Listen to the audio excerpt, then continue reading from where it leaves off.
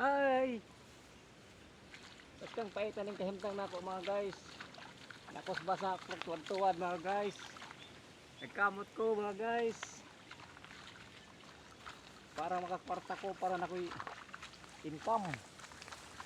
Parang paitan ka kung kahimtang mga guys. Ang tao nila ha guys.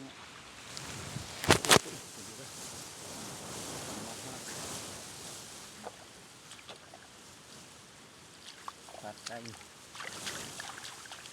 Sila para masangit ang cellphone.